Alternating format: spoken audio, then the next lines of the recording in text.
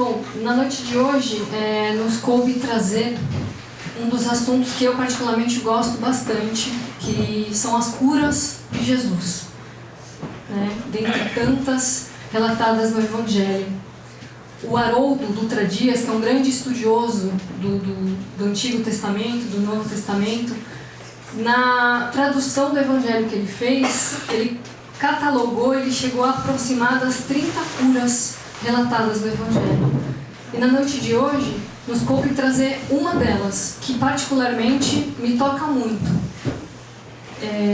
Tamanho simbolismo, tamanha oportunidades de reflexão, convites de reflexão, de transformação.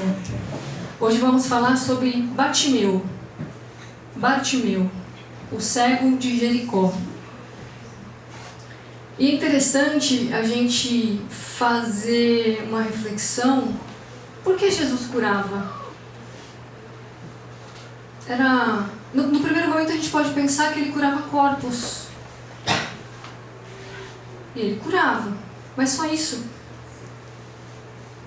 Porque se a gente for pensar, todos que Jesus curou morreram.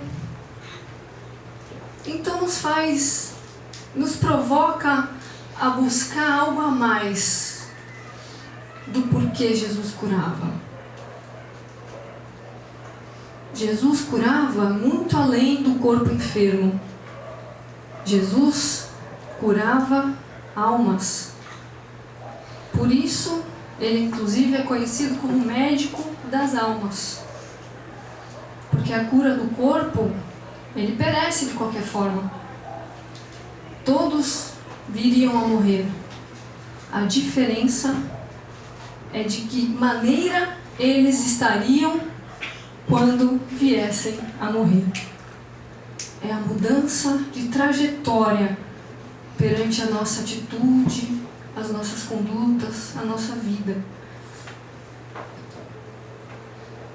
O cego de Jericó, ele é uma figura muito importante dentro do Evangelho. É uma figura de grandes ensinamentos do apostolado, da Boa Nova, das atitudes de Jesus. Essa passagem a gente encontra em 3 evangelhos, de Mateus, de Marcos e de Lucas. Mas é o evangelho de Marcos que nos dá um pouco mais de detalhes sobre essa cena. Está no capítulo 10. Ele diz assim: dirigem-se a Jericó. Saindo de Jericó, ele, Jesus, os seus discípulos e uma considerável turba, uma multidão, Bartimeu, filho de Timeu, cego pedinte, estava sentado à beira do caminho. Ao ouvir que era Jesus, o Nazareno, começou a gritar e a dizer: Jesus, filho de Davi, tem misericórdia de mim. Muitos o repreendiam para que se calasse, mas ele clamava cada vez mais e mais alto: Filho de Davi, tem misericórdia de mim. Jesus então, parando, disse: chamai-o. E assim chamaram o cego, dizendo-lhe: anima-te, ergue-te, ele te chama. Ele, lançando fora a sua capa, saltando, foi até Jesus. Em resposta a ele, Jesus disse: que queres que eu te faça? O cego lhe disse: mestre, que eu volte a ver. Jesus lhe disse: vai, a tua fé te salvou. E imediatamente voltou a ver e o seguia pelo caminho. É uma passagem curta, mas que tem tanta coisa boa para a gente olhar. Tem tanto convite de reflexão, tem tanta oportunidade da gente analisar e trazer para a nossa vida, porque essa passagem tem mais de 2000 anos. Mas ela, como todas as outras passagens, ela vai ser sempre atual, porque sempre haverá o sofrimento, sempre haverá as agruras do corpo, as angústias do espírito. E aí, eu faço um outro convite nessa noite. E eu pedi ajuda para... Eu convido vocês a regressarem comigo até Jericó. E quem leva a gente para esse cenário é a Amélia Rodrigues. Nessa série de livros aqui, ela traz de maneira poética várias passagens evangélicas. Ela traça perfis de personagens do Evangelho de maneira romântica, de maneira sublime. E nesse livro aqui, ela fala sobre o cego Bartimeu. E aí eu vou trazer um pouquinho desse contexto para vocês. Jericó era a passagem de Jesus para, entre as suas peregrinações. Ele passou por algumas vezes ali. E toda vez que ele passava por Jericó, tamanha era a multidão que o cercava, tamanho tumulto se formava. Mas Jericó o recebia de maneira esplêndida, esperançosa, com entusiasmo, porque conhecia dos seus feitos, das suas palavras. Então todos aqueles que ali estavam procuravam a Jesus toda vez que ele passava, para ouvir a sua palavra, para buscar a cura do corpo, a palavra que acalma a alma. Então imaginem o cenário: uma multidão de sofredores, de pessoas angustiadas, de pessoas que buscavam a cura da sua dor, e também de curiosos pelos milagres, pelos espetáculos. Muitos tinham essa concepção dos feitos de Jesus, apenas isso, mas que compunham um cenário extremamente tumultuoso. Quem era Bartimeu? Quem era esse homem que, dentre tantos, na passagem de Marcos ele fala que ele está à margem, ele não está no caminho de Jesus, não tem como Jesus cruzar com ele. Ele está à margem desse caminho, da rua, da via. Bartimeu não teria acesso a Jesus. Imagina o empurra, o desespero, a gritaria. Quem era esse homem que fez Jesus, mediante todo esse tumulto, parar e atendê-lo? Amélia Rodrigues traz a seguinte descrição: havia em Jericó um conhecido mendigo, filho de Timeu, por isso chamado Bartimeu. Bartimeu significa Bar, é filho de Timeu, então é o pai dele, tá? Então ele é filho do Timeu. Sentado à margem da estrada, carpeava a treva em que se encontrava mergulhado, rogando esmolas. A esperança abandonara-o, substituída pela dor que nele fez morada. Os largos anos de sombra marcaram-no de desencanto, e o desprezo que sofria tornara um morto que respirava num corpo cansado. São os invisíveis da sociedade que até hoje existem. Os largos anos de sombra marcaram-no de desencanto, e o desprezo que sofria tornava um morto que respirava num corpo cansado. É forte isso, não é? Tornava um morto que respirava num corpo cansado. Cansado do sofrer, cansado das agruras.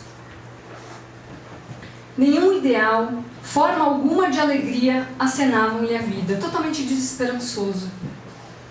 A monotonia da própria desdita não lhe piorava o quadro de infortúnio, ou motivo algum retirava-o para a ambição de alvíceras.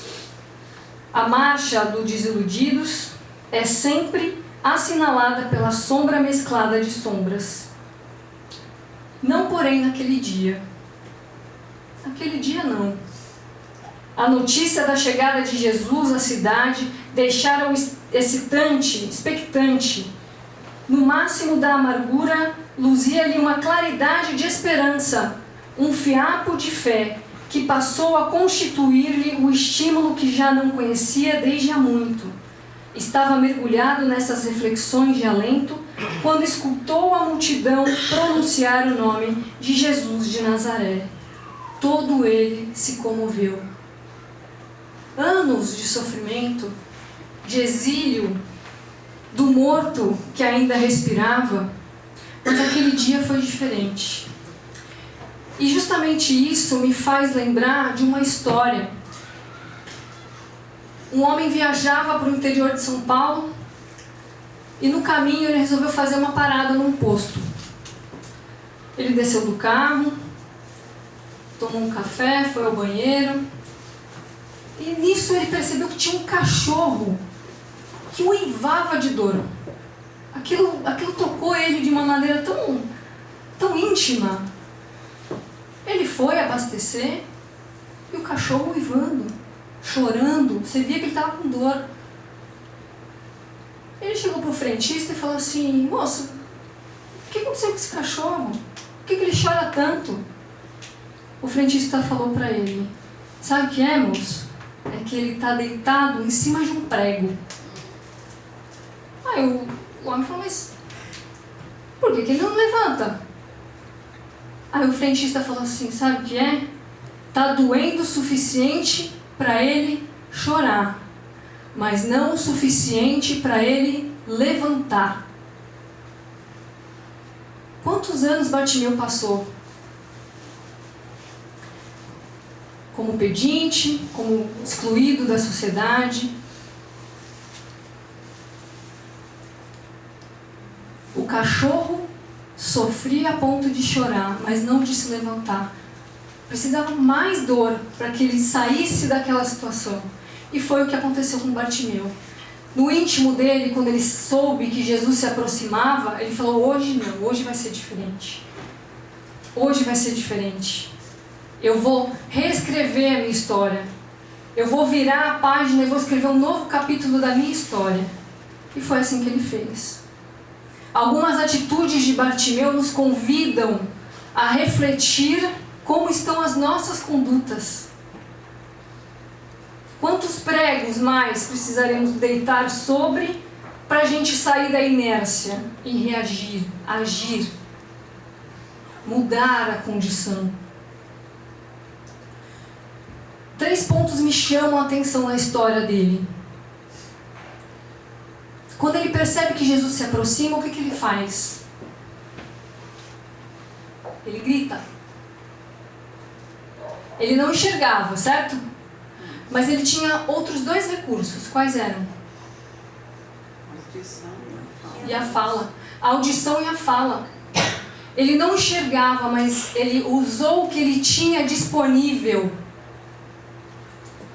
E usou muito bem usado. Ele usou o recurso da audição para perceber o burburinho, ouvir o nome que era aclamado: Jesus, Jesus, Jesus.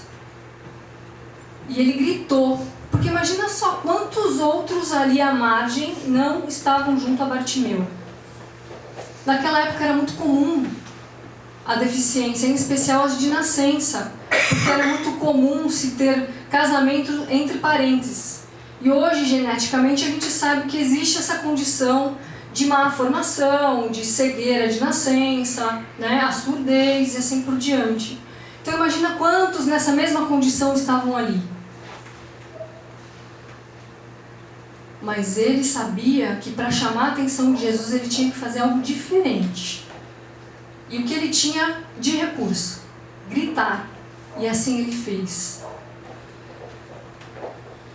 Os que estavam ali ao entorno, ao invés de se compadecerem, o que fizeram? Anularam ele. Para de gritar, você não está vendo que você está incomodando? Você não está vendo que você está sendo inconveniente? E ele fez o quê? Mais alto ainda, porque ele sabia que aquela era a chance dele. Aquela era a oportunidade dele. Gritou mais alto. Jesus então parou e mandou chamar. Outra atitude muito importante nessa passagem. Quando chamam ele, vem, que Jesus te chama, o que ele faz? Ele solta a capa. Que capa é essa? Quem são as pessoas que, ao invés de ajudarem, tolhiram ele, limitaram, podaram? São as mesmas pessoas que nos colocam para baixo. São as mesmas pessoas que falam, você não vai dar para nada. Esquece, você não tem talento. Ih, não gasta tempo com isso não, porque isso não vai dar certo, você não vai conseguir. E a gente tem que gritar mais alto, a gente tem que fazer valer a nossa vontade, a nossa decisão. Imagina o íntimo desse homem quando chegam para ele e falam, Jesus te chama. Ele falou que ia ser diferente. Ele larga a capa. Ele não fala? E larga a capa, e salta, e vai de encontro. Que capa é essa? O Império Romano era tão organizado, que para você ser pedinte, para você pedir esmola, você tinha que ser cadastrado no Império Romano. Sabiam disso? E de que forma você tinha essa identificação, essa autorização? Através dessa capa. E para ajudar, essa capa ela vinha identificada com o selo de Roma e com o seguinte dizer: esse homem é um miserável mendigo que vive de esmolas. A capa era um atestado de incompetência, de limitação, de exclusão, de indignidade. Ele já tinha a deficiência que limitava ele. Nem o nome dele as pessoas tratavam. Não faz diferença quando você se refere às pessoas pelo nome?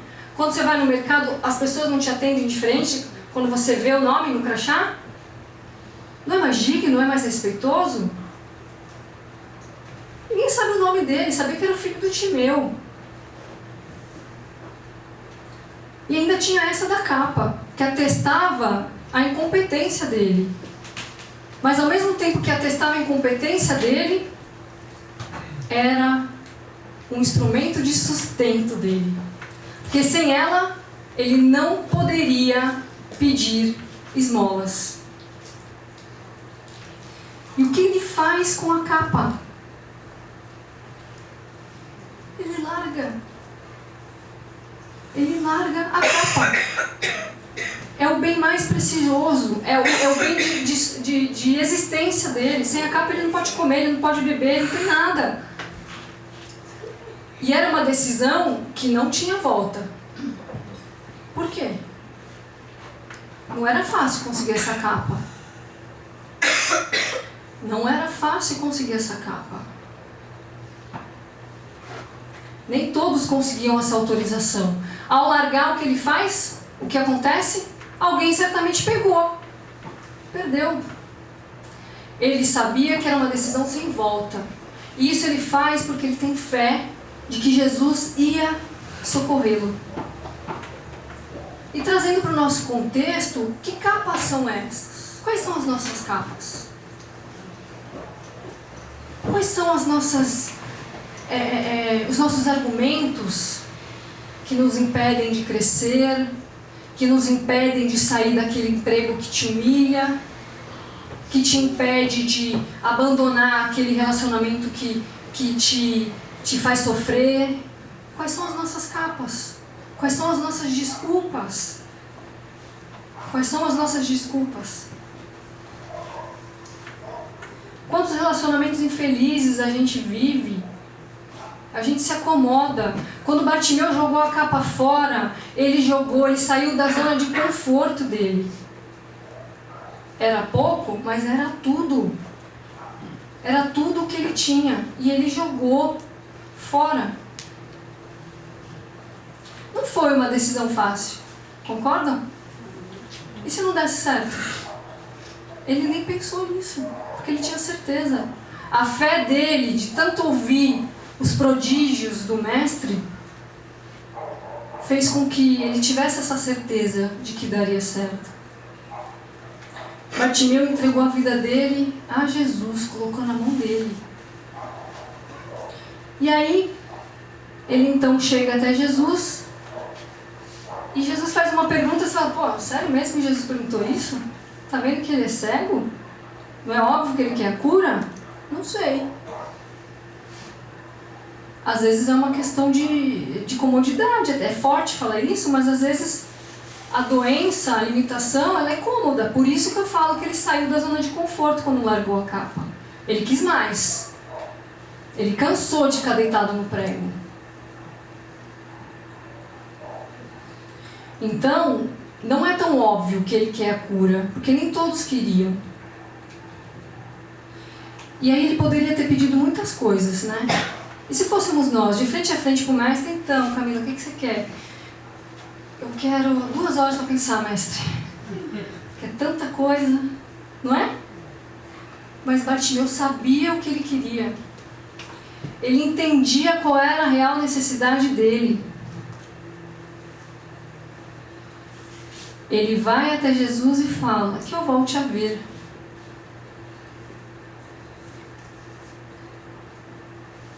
Imaginem só, um homem que era pedinte de muitos anos. Qual era o ofício dele? Ele tinha alguma forma de se sustentar? Ele tinha alguma profissão? Quem daria essa oportunidade para ele? Não vai limitando? Não vai limitando?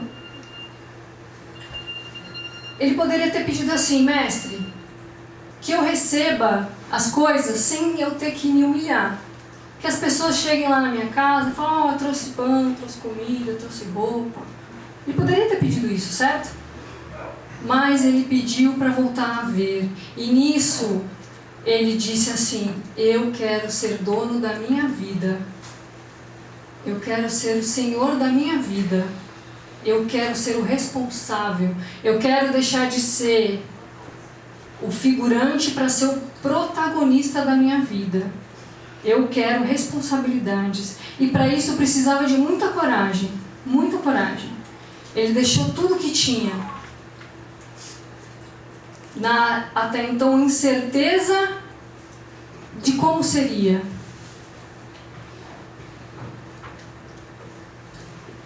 Quando a gente pede para ver, a gente assume a seguinte postura: eu não serei mais vítima daquela humilhação, eu não serei mais vítima daquele relacionamento que me faz mal, eu não vou mais poder colocar culpa na minha cegueira, não vou mais colocar culpa na minha pobreza, não colocarei mais culpas nas minhas fraquezas. Pedir para ver é pedir para ser maior, para ser protagonistas. E aí no finalzinho tem algo que é determinante. Bartimeu tem a atitude da profilaxia. O que é a profilaxia? É a prevenção. Então, lá Marcos fala que após ele voltar a enxergar, ele faz o quê? Ele segue Jesus. Essa é a profilaxia. Seguir Jesus é se reavaliar, é repensar condutas, é buscar a sua transformação íntima. Essa é a atitude profilática, para que ele não volte a ser cego. É a revisão de conduta, é a reforma íntima. Por isso Jesus diz: a tua fé te salvou, e não curou apenas, mas sim salvou, porque a mudança de rota do GPS dele foi naquele instante. Então busquemos na noite de hoje, a lição de casa para a gente é identificar as nossas capas que a gente deixou, que a gente se esconde, porque é a nossa proteção. É o maior bem do morador de rua, é a capa, é o cobertor, é o que protege, é o que aquece, é o que protege do frio, dos bichos da rua. Quais são as nossas capas? Quais são as nossas desculpas para não sermos donos das nossas próprias vidas? Observemos os pregos que a gente deita e não esperemos que a dor aumente. que a gente já tem dor o suficiente. Já dá para levantar de cima do prego. A noite de hoje, amigos, é que